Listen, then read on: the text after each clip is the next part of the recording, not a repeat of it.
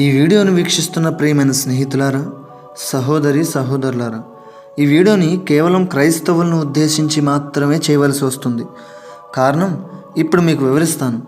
యేసుక్రీస్తు ప్రభువారు ఈ ప్రపంచానికి వచ్చి మరణించేంత వరకు చెప్పిన అన్ని మాటలలో కల్లా అతి భయంకరమైన మాట ఒకటి ఉంది.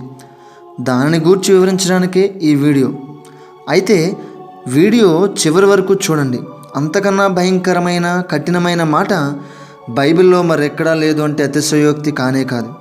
ఈ మాటను బహుశా చాలామంది చదివి అర్థం కాకపోయి ఉండవచ్చు, చదివి గుర్తు లేకపోయి ఉండవచ్చు, లేదా నిర్లక్ష్యం చేసేవారు కూడా ఉండొచ్చు. ఈ ప్రపంచానికి ఆయన ఏ పని మీద వచ్చారో క్రైస్తవులమైన మనందరికీ తెలుసు అని అనుకుంటున్నాను. ఒకవేళ ఎవరికైనా తెలియకపోతే ఇదే ఛానల్లో ఇంకొన్ని వీడియోలు ఉన్నాయి, దయచేసి పూర్తిగా చూడండి. సాధారణంగా మనిషి బ్రతకడానికి డబ్బులు అవసరం. ఇప్పుడున్న సమాజానికి అయితే మనకంటే ముందు తరానికి ఇంకేదో అయి ఉండొచ్చు. ఏదైతేనేం మనం వీటి కోసం అనేక రకాలైన పరిస్థితులు గుండా వెళ్ళవలసిన వారమై ఉన్నాము. ఇందులో ఎటువంటి సందేహమూ లేదు. అయితే ఇక్కడే చాలా చిక్కులు వస్తున్నాయి. సాతాను ఏదో భారీగా పాడు చేసే దాడులు చేయకపోవచ్చు శారీరకంగా మనలను, కానీ వాడి గురి మన ఆత్మ పాడైపోవాలని. అప్పుడే ఆ పరిస్థితులలో పడి మనం దేవుని మరచిపోయేలా చేయవచ్చు. ఆ పరిస్థితులను ఉపయోగించుకొని దేవునికి మనకు ఎడబాటును కలిగించవచ్చు. అదే పరిస్థితులను మెల్లమెల్లగా మనకు అలవాటు చేసి కొద్ది రోజులకు ఆ విషయాలను గురించి ఆలోచించేలా చేయవచ్చు. అవే మన ప్రేమ కావచ్చు, మన చదువు కావచ్చు, ఉద్యోగం కావచ్చు, భవిష్యత్తును గూర్చిన ఆలోచన కావచ్చు, తల్లిదండ్రులు, పిల్లలు, డబ్బులు, సంసార జీవితం సాగించడం, లేదా స్నేహితులు, ఇలా ఏమైనా కావచ్చు. మరి ఇవన్నీ మనం తప్పకుండా చేయవలసినవే.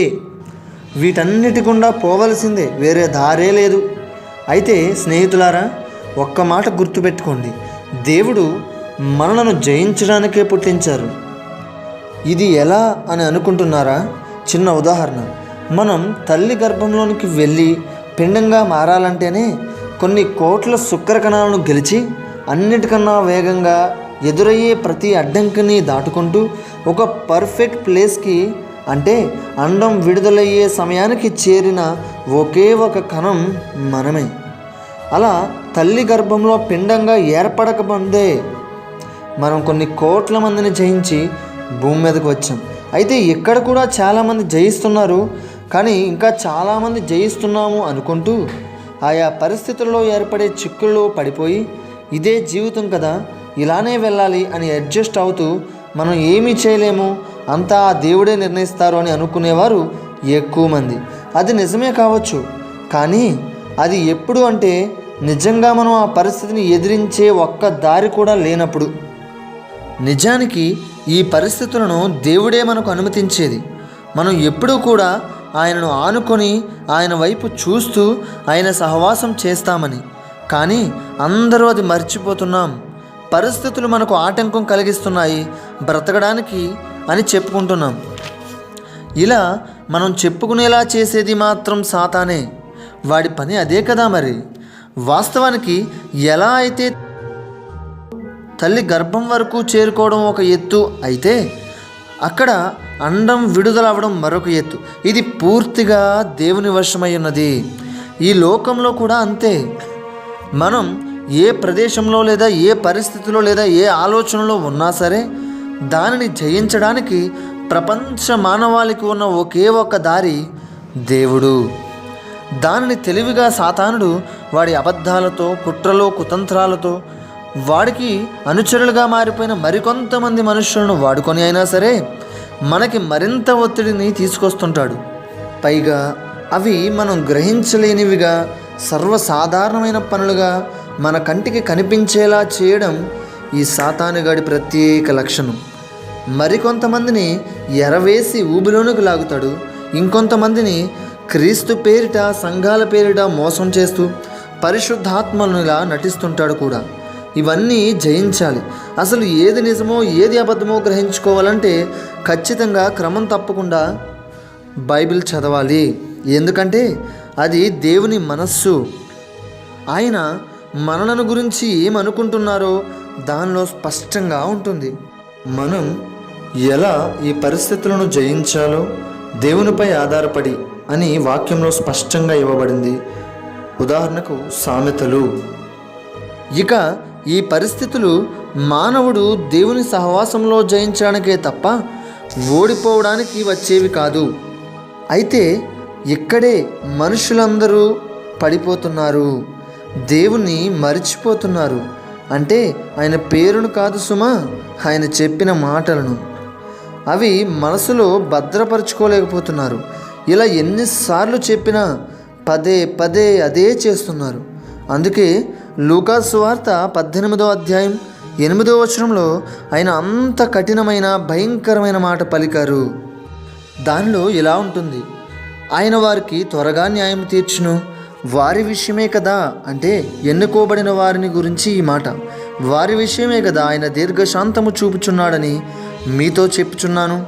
అయినను మనుష్య కుమారుడు వచ్చినప్పుడు ఆయన భూమి మీద విశ్వాసం కనుగొనునా? స్వయంగా యేసుక్రీస్తు ప్రభువారే అంత పెద్ద సందేహాన్ని వ్యక్తపరిచారంటే ఎంత భయంకరమైన రోజుల్లో మనం వెళ్ళిపోతున్నామో దయచేసి ఆలోచించండి. ప్రియమైన స్నేహితులారా, కాలం సమయం దేవుని చేతిలో ఉన్నవి. వాటిని మనం ఆపలేం. అవి ఎప్పుడూ నడుస్తూనే ఉంటాయి. మనం ఈ విషయాన్ని గ్రహించక పరిస్థితులకు అనుగుణంగా మారిపోతున్నాం. నిజానికి వాటిని జయించాలి.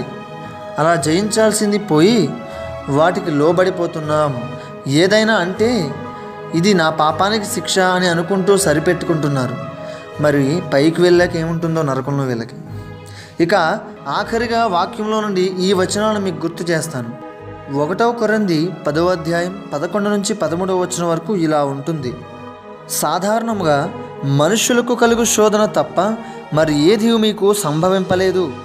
దేవుడు నమ్మదగినవాడు. మీరు సహింపగలిగినంత కంటే ఎక్కువగా ఆయన మిమ్మల్ని శోధింపనీయడు. అంతేకాదు, సహింపగలుగుటకు ఆయన శోధనతో కూడా తప్పించుకునే మార్గమును కలుగచేయును. కాబట్టి వాక్యం సెలవిస్తుంది, ఎవడైనాను నిలబడి ఉన్నాను అనుకుంటే పడిపోకుండా జాగ్రత్తగా చూచుకోవాలని. అర్థమైంది కదా ఇది సంగతి. మరి ఇక దేవునితో గడపాలా లేక పరిస్థితులకు లోబడాలా ఆలోచించుకోండి. ఆఖరిగా ఒక మాట చెప్తా వినండి. మనిషిని దేవుడు పుట్టించింది పోరాడడానికే. అలుపెరగని పోరాటం మానవుని నైజంగా దేవుడు పెట్టారు. ఉదాహరణకి మన లోపలి ప్రతి అవయవం నిత్యం వాటి పని అవి చేస్తూనే ఉంటాయి. ఇప్పుడు బాహ్యంగా మనం ఏం చెయ్యాలి అనేది పైన వివరించాను, గమనించుకుంటారని విశ్వసిస్తున్నాను. Thank you so much for watching.